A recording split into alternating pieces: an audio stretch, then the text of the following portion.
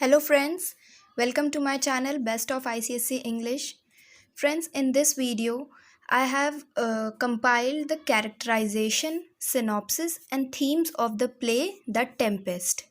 Friends, as we all know that The Tempest is a play written by William Shakespeare and it was probably written in 1610 to 1611 and it was thought to be one of the last plays that Shakespeare wrote alone. मतलब ये जो Shakespeare का one of the last plays में से एक है. Tempest जो है शेक्सपियर की लाइफ के one of the last plays में से एक है. And what is the background of the Tempest? It is set on a remote island. Remote island यानी कि एक कोई दूर दराज का आइलैंड है, वहाँ पे इसका पूरा सीन सेट किया गया है. Where there is a person who is named Prospero, who was sometime the duke of Milan, जो कि कभी मिलान नाम की जगह का राजा हुआ करता था. एंड उसको वहाँ से उसके भाई ने साजिश करके, कॉन्स्पिरेसी करके उसको एग्ज़ाइल पे भेज दिया था, यानी वनवास पे भेज दिया था.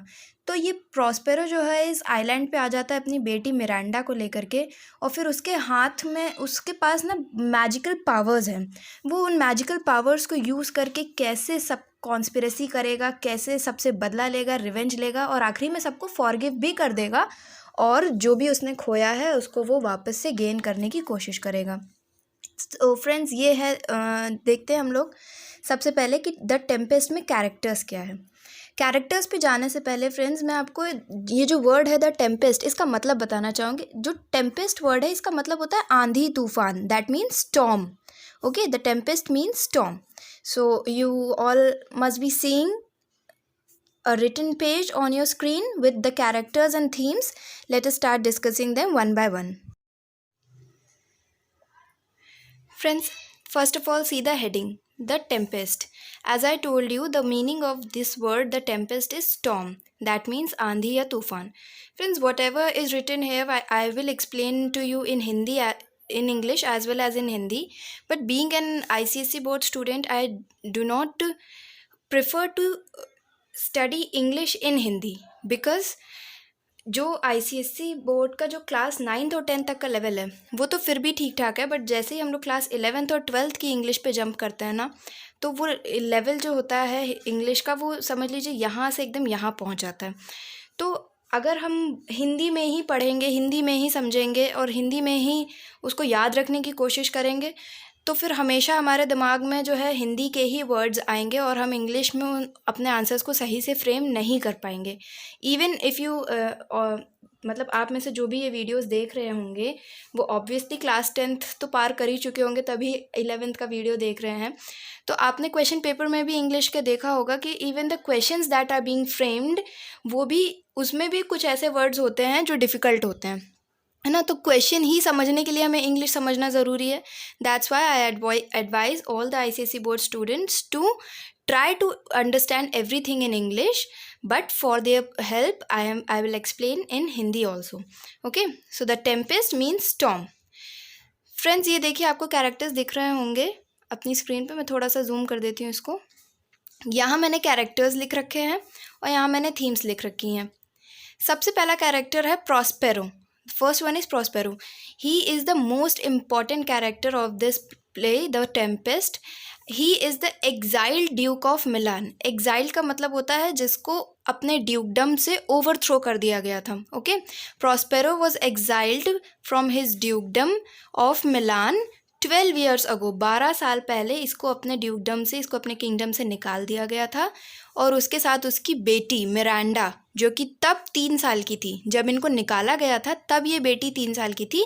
Now after 12 years she is now 15 years old. Okay, तो अब ये बेटी जो है 15 साल की हो चुकी है. At the current situation Miranda is 15 years old and Prospero is her father, and they are now living on an island in the Mediterranean sea. Mediterranean sea में एक आइलैंड है, एक रिमोट आइलैंड है, वहाँ पे ये दोनों प्रॉस्पेरो और मिरांडा रह रहे हैं. Note, what I am saying that these two are the only human beings who are living on this island, only human beings. इनके अलावा और भी लोग हैं इस आइलैंड पे, but they are not human beings, rather they are supernatural characters, और they are मतलब जो राक्षस मॉन्स्टर ऐसे करके होते हैं वो लोग हैं. Okay, then is Alonso, Sebastian and Antonio. सबसे पहले देखते हैं एंटोनियो कौन है. एक्चुअली एंटोनियो जो है इस प्ले का सबसे बड़ा विलन है. तो एंटोनियो जो है इस प्ले का सबसे बड़ा विलन ऐसे है क्योंकि इसने ही जो है अलोंसो के साथ में इसने ही कॉन्स्पिरेसी करी, इसने ही साजिश रची और अपने बड़े भाई को, एंटोनियो जो है प्रॉस्पेरो का यंगर ब्रदर है, is the younger brother of Prospero, and he conspired to exile Prospero and his daughter from the dukedom of Milan. Alonso कौन है? अलोंसो जो है वो ड्यूक ऑफ नेपल्स हैं, जैसे मिलान वैसे ही नेपल्स के राजा हैं अलोंसो. और सेबेस्टियन जो है अलोंसो का छोटा भाई है. These three are the villains of this play, but Antonio is the biggest villain. How? क्योंकि बाद में आगे चल करके हमें ये पता चलता है कि एंटोनियो जो है वो सेबेस्टियन का भी जो है ब्रेन वॉश करता है, इसलिए कि भाई सेबेस्टियन तुम एक काम करो, तुम अपने बड़े भाई को मार डालो या अपने बड़े भाई को रास्ते से हटा दो और तुम नेपल्स के किंग बन जाना और मैं जो हूँ मिलान का किंग रहूँगा. ओके, तो एंटोनियो सबसे बड़ा विलन है इस तरीके से. अब अलोंसो की एक अलोंसो का एक बेटा है, उसका नाम है फर्डिनेंड. अलोंसो की एक बेटी भी है और एक बेटा भी है. बेटी की शादी से ही ये लोग वापस आ रहे होते हैं शिप में, तभी वहाँ पे प्रॉस्पेरो जो है अपने मैजिकल पावर्स से स्टॉर्म क्रिएट करता है, ताकि उसको लगता है कि ये मेरा रिवेंज लेने के लिए. प्रॉस्पेरो एक्चुअली में is the hero, and that means he is the main character of the play as well as the director of the play. जो भी इस प्ले में होगा वो सारी चीज़ें इनके द्वारा कराई गई होंगी, क्योंकि प्रॉस्पेरो के पास जो मैजिकल पावर्स है वो उन्हीं से सारी चीज़ों को ये खुद ऑर्गेनाइज कर रहा है अपने प्लान को. उसका प्लान कौन सा था? रिवेंज का प्लान. अपने रिवेंजफुल प्लान को एकम्प्लिश करने के लिए वो अपने मैजिक को यूज़ कर रहा है, जिसके लिए आपके प्ले में कीवर्ड यूज़ किया गया है ऑकल्ट. ऑकल्ट का मतलब होता है कुछ पैरानॉर्मल एक्टिविटीज़ जिसमें कुछ स्पिरिट्स को, कुछ मैजिकल क्रिएचर्स को, सुपरनैचुरल एलिमेंट्स को यूज़ करके अपने मन की बात पूरी करवा सकें. ओके, अब ये कौन है? Ariel, Caliban. ये जो हैं ये दोनों स्लेव्स टू प्रॉस्पेरो हैं. मैंने आपको बताया कि Prospero and Miranda were the only two human beings that were dwelling on that island, and apart from these two persons were many supernatural characters. Important ones were Ariel, which was a spirit, an invisible spirit who could only be seen by Prospero. Ariel एक ऐसी spirit थी जिसको केवल और केवल Prospero देख सकता था. तो जो भी प्रॉस्पेरो अपना काम करवाता था ना, वो एरियल के थ्रू ही करवाता था, क्योंकि एरियल को कोई और नहीं देख सकता था, तो प्रॉस्पेरो अपने थ्रू, एरियल के थ्रू अपने सारे काम करवाता था. कैलिबन कौन है? इस आइलैंड में पहले साइकोरैक्स नाम की एक विच रहा करती थी. विच यानी चुड़ैल. साइकोरैक्स का बेटा है Caliban. These two were the previous inhabitants of this island. Okay, अब ये दोनों कौन है? प्रॉस्पेरो के स्लेव्स है, जिनको प्रॉस्पेरो ने बोला हुआ है कि तुम मेरे प्लान को एकम्प्लिश कराओ तो फिर मैं बाद में तुम दोनों को आज़ाद कर दूंगा. ओके, उसके बाद में हाँ, तो मैं ये बात बता रही थी आपको कि अलोंसो का एक बेटा है फर्डिनेंड. फर्डिनेंड जो है वो नेपल्स का प्रिंस है. एक्चुअली क्या होता है, जब जो हमारे प्ले की जो स्टार्टिंग है वो ही हमें तूफ़ान से दिखाई जाती है कि तूफ़ान आ रहा है, वहीं से हमें प्ले की स्टार्टिंग दिखाई जाती है. तो सबसे पहले जो है, अब तूफ़ान की वजह से ये जो सारे लोग हैं, शिप इनकी wreck हो गई है, पूरी डैमेज हो गई, और ये लोग आइलैंड के अलग अलग पार्ट्स पे फैल गए हैं. ये सब जो है प्रॉस्पेरो का ही प्लान है कि हम सबको एक साथ एक जगह आइलैंड पे नहीं रहने देंगे. जैसे कि उसने सेबेस्टियन, एंटोनियो और अलोंसो को तो एक जगह रखा हुआ है, बट उसने फर्डिनेंड को अलग जगह रखा हुआ है. आइलैंड के अलग अलग डिफरेंट पार्ट्स पे डिफरेंट लोग हैं. बाद में सब एक दूसरे से मिलेंगे, बट शुरू में जब तक प्लॉट का डेवलपमेंट हो रहा है प्ले का, जब जैसा प्रॉस्पेरो चाहता है कि ऐसा हमारा क्लाइमैक्स का सीन बने, तब तक ये लोग एक दूसरे से नहीं मिलेंगे. तो भाई फर्डिनेंड जो है शिप से निकल करके आइलैंड पे जब आते हैं तो ये मिलते हैं मिरांडा से. मिरांडा कौन? प्रॉस्पेरो की बेटी, जो कि हीरोइन है. तो इन दोनों के बीच में लव स्टोरी चालू हो जाती है। तो इस वजह से हमें हमारी एक और थीम मिलती है। वो कौन सी थीम है यहाँ पे मैंने लिखा नहीं है। That theme is romance between Ferdinand and Miranda. Prospero का क्या प्लान है एक्चुअली में? Prospero's plan is that he will make Ferdinand fall in love with his daughter Miranda so that Ferdinand marries her and she becomes the queen of Naples. Okay, Miranda will become the queen of, and in this way Prospero will have an indirect control over Naples also. Prospero का ये plan था कि भाई Antonio को तो वो बिल्कुल सबक सिखाने ही वाला है अभी स्टॉर्म के ज़रिए, इनको तो हटाने ही वाला है रास्ते से। साथ ही साथ में उसका ये प्लान था कि मिरांडा को फर्डिनेंड से शादी करवाऊंगा, उन दोनों को प्यार में पड़वा के, ताकि मिरांडा जो है नेपल्स की रानी बन जाए और प्रॉस्पेरो का नेपल्स पे भी एक इनडायरेक्ट कंट्रोल आ जाए। ओके, गोंजालो कौन है? गोंजालो भी इन्हीं की पार्टी का है। अलोंजो, सेबेस्टियन, एंटोनियो, गोंजालो, ये सारे सब एक ही हैं। गोंजालो जो है एक ओल्ड काउंसलर है। He is an old good counsellor, मतलब ये एक अच्छा इंसान दिखाया गया है। Okay, he is not a villain. जब प्रॉस्पेरो और मिरांडा को मिलान से बाहर निकाला जा रहा था तब गोंजालो ने ही उनकी मदद करी थी प्रॉस्पेरो और मिरांडा को वहाँ से एस्केप करने में। ओके, वहाँ से भागने में उनको कुछ पैसे दिए, खाना पानी, बुक्स वगैरह जो भी देना था उसको, उनको वो दिया ताकि वो सेफली आइलैंड पे रह सके जा कर के कहीं पे। तो Gonzalo is portrayed as a good person. अब फ्रेंड्स, ये कौन है? ट्रिंक्विलो और स्टेफेनो। ये एक्चुअली में ट्रिंक्विलो जो है वो एक जेस्टर दिखाए गए हैं। जेस्टर यानी जैसे दरबार में एक क्लाउन रखा जाता है जोक्स क्रैक करने के लिए, माहौल को हल्का बनाए रखने के लिए, वो है ट्रिंक्विलो। और ये है स्टेफेनो। स्टेफेनो जो है वो बटलर है। बटलर यानी शेफ़, खाना बनाना, लोगों को वाइन सर्व करना, लोगों को खाना सर्व करना, ये इनका वर्क है। ओके, तो इनका भी क्या रोल है? इनका ये रोल है जो कैलिबन है। अब वो कैलिबन क्या करता है? वो कहता है कि जो कैलिबन है वो उसको ना प्रॉस्पेरो की स्लेवरी से आज़ादी चाहिए। ठीक है भाई, प्रॉस्पेरो का वो स्लेव है तो उसको प्रॉस्पेरो की स्लेवरी से क्या चाहिए? आज़ादी चाहिए। तो कैलिबन जो है मैनिपुलेट करता है ट्रिंक्विलो और स्टेफेनो को कि भाई तुम दोनों एक काम करो, प्रॉस्पेरो को रास्ते से हटाओ, ख़त्म करो, तो मैं इस आइलैंड का क्या बन जाऊँगा? राजा बन जाऊँगा, और तुम दोनों मेरे जो हो वो कोर्ट मैन बन जाना, एडवाइज़र बन जाना, मतलब तुम दोनों मेरे फॉलोअर बन जाना और मैं इस आइलैंड का राजा बन जाऊँगा और प्रॉस्पेरो भी जो है अपनी मतलब जगह से हट जाएगा, हमारे रास्ते से हट जाएगा। तो ये सारे तो मेन कैरेक्टर्स है। इसके अलावा हम और भी देखते हैं कि कई सारे लोग इसमें, जैसे कि एक बोट्सवेन दिखाया जाता है, एक शिप का मास्टर दिखाया जाता है, और जो स्पिरिट्स लोगों को डराने के लिए कई सारे कैरेक्टर्स का रूप लेते हैं, जैसे आयरिस, सीरीज, जूनो, निम्फस, रीपर्स। ये सारे स्पिरिट्स जो हैं अलग अलग लोग जो हैं क्या नाम है, रूप लेते हैं। और एड्रियन, फ्रांसिस्को, ये सब लॉर्ड्स अलग अलग दिखाए गए। Actually these are the main characters who are involved in the story. Now let us see what are the themes. अब थीम्स के बारे में थोड़ा सा डिस्कस करते हैं। थीम्स देखिए, सबसे पहला और सबसे इम्पॉर्टेंट थीम तो है मैजिक, जिसके लिए मैंने यहाँ पे एक कीवर्ड लिया है ऑकल्ट। तो जब भी you know that you have to write long answers in your question paper में आपको लॉन्ग आंसर्स लिखने होते हैं 15 मार्क्स के। तो अगर मान लीजिए आपका 15 मार्क्स पे क्वेश्चन आता है कि कैसे मैजिक की थीम को आप द टेम्पेस्ट प्ले में डिस्क्राइब करोगे, तब आप किसका एग्जाम्पल लोगे अपने में? मतलब कई सारे एग्जाम्पल्स, कई सारे फ्रेजेस, कीवर्ड्स भी कोट करने होते हैं आंसर में, साथ ही साथ में कुछ इवेंट्स भी कोट करने होते हैं। तब आप प्रॉस्पेरो का एग्जाम्पल लोगे कि प्रॉस्पेरो के हाथ में कितनी मैजिकल पावर्स थी, एरियल का एग्जाम्पल लोगे, कैलिबन, साइकोरैक्स विच का एग्जाम्पल लोगे। तो ये सारे हो गए हमारे मैजिकल एलिमेंट्स। अब पूरी की पूरी स्टोरी जो है वो रिवेंज पे ही तो बेस्ड है।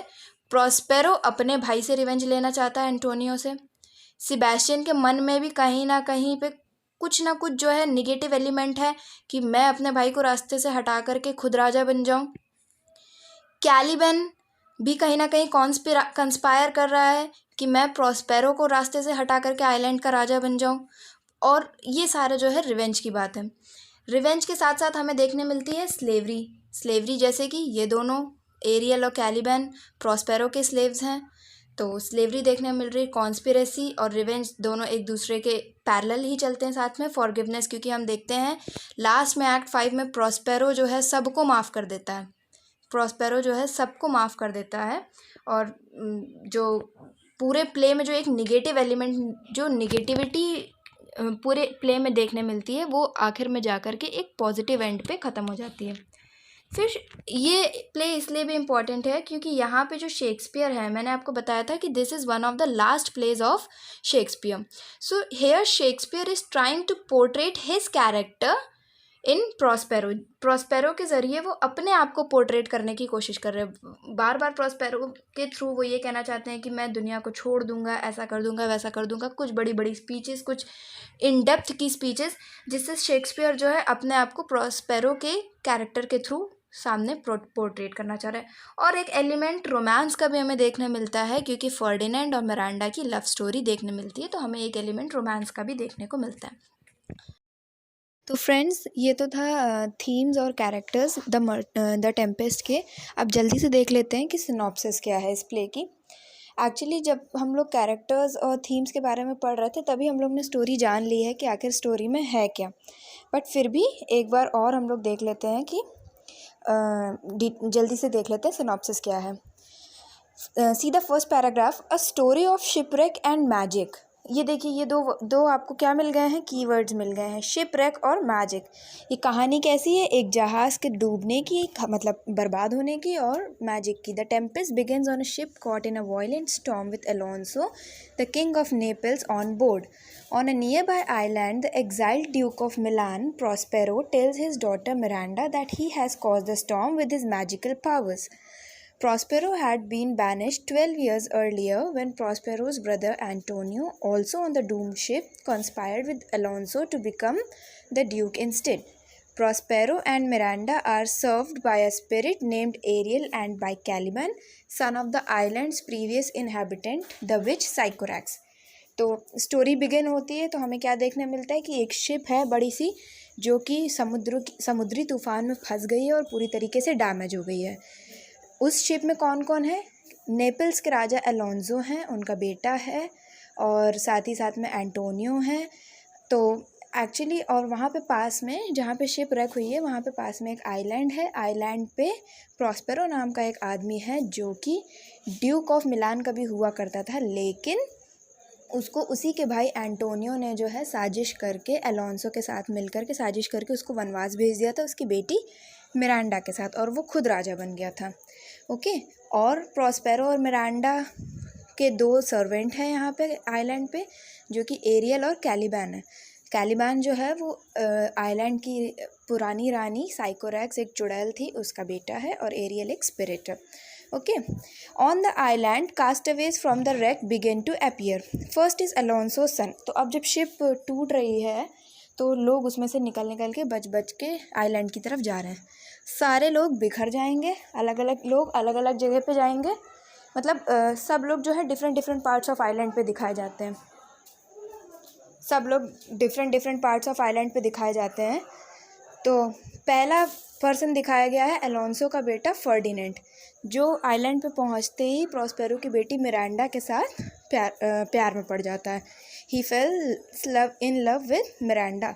Prospero secretly approves of their love. Actually क्या है कि प्रॉस्पेरो ने ही ये लव की जो कहानी है वो खुद बनाई है अपनी मैजिकल पावर्स से, क्योंकि उसका ये प्लान होता है कि वो जो है मिरांडा और फर्डिनेंड की शादी करवा करके नेपल्स पे भी इनडायरेक्टली रूल करना चाहता है। ओके, ये जो कहानी है ना, ये जो कहानी है ना, ये हमारे प्रॉस्पेरो की एक तरीके से रिवेंज की कहानी है। ओके, फिर उसके बाद after secretly watching Miranda and Ferdinand exchange vows, Prospero releases Ferdinand and consents to their marriage.